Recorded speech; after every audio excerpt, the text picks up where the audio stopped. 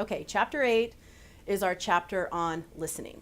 And when you look at the research on communication, pretty overwhelmingly, the top skill that most employers want is good communication skills in their employees. But really, when you look at the breakdown, and your book has a little graph in there where it looks at how often we spend our time speaking, reading, talking, listening. Listening is huge. It's actually almost half, if not even a little bit more than half, of our communication time that we spend. But if you think about it, we have the least amount of training in listening. We have whole semester length classes on public speaking. We have really an emphasis on writing and reading, but we don't teach people how to be good listeners.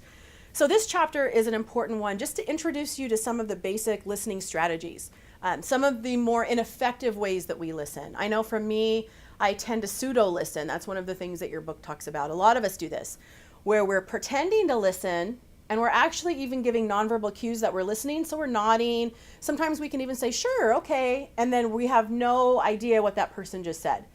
My teenage son is a perfect example of this. I tell him something and he actually nods and says, okay. This morning I told him, I put your PE clothes, I washed them for you, I put them in your backpack in the front kind of hidden little zipper. Okay. And he's communicating like he hears me, but he's, I think, listening to music. No, he was playing his video game. And then I get a call from him that he doesn't have his PE clothes. I'm like, ding dong, I told you it was in your backpack. But he hears me, but he's not listening. And hearing and listening are two different things.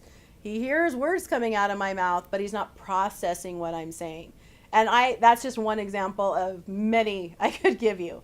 When I'm talking to my husband when he's watching football and he's acting like he's interested in what I'm saying, but he has no recollection of what I just said. So there's some strategies in the book, and trust me, I do the same thing. I pseudo-listen too. I'm making everyone else look bad, but I do it too. We all do. So there's some strategies in the book that also talk about how to be a better listener. So I really want you to pay attention to that. You're going to be doing some writing around ineffective listening that you do. So really take that to heart and look at those different things. Identify what you need to work on, and then really look at those strategies to help you be a better listener. So we know that listening really affects relationships in a positive way. When you're a good listener and you felt listened to, it's really just going to make your relationships better, whether it's intimate, friendship, family, all of them.